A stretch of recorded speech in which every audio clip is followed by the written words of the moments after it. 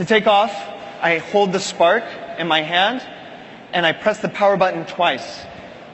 Spark starts looking for a pilot, and now that it recognizes me, it will automatically take off from my hand. Within seconds, I can get the spark in the air. Now, it's flying, but I need to control it. I want to angle it around to get just the right shot that I want. So to do that, we designed an interface using the simplest control interface that we could think of. And it's not your smartphone. Take a look.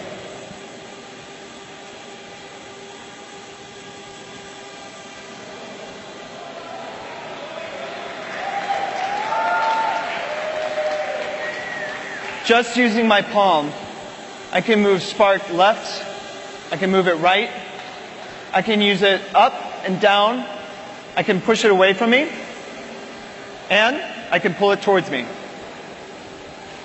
It's that simple to control, and it truly feels like magic. Now, within this range, I've got about 3 feet between me and the spark, but that doesn't show the epic perspective that drones are known for. So in order to get that perspective, I'm going to tell Spark to fly a little bit further away from me, and I'll do that by waving. Just like that, Spark flies about 10 feet away from me and keeps me centered in the middle of the shot. It's fantastic. So I still want to be able to control my shot. This is maybe not the best background. I want to get those chandeliers captured behind me. So I'm just going to move. And Spark is actively tracking me as I move around so that I can choose the right scenery behind me. All right, this is the shot I want.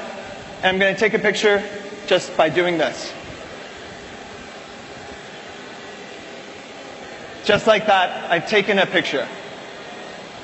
From takeoff to taking a picture, it's seconds.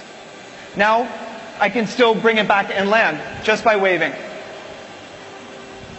This is using gesture control from start to finish to control the Spark's flight.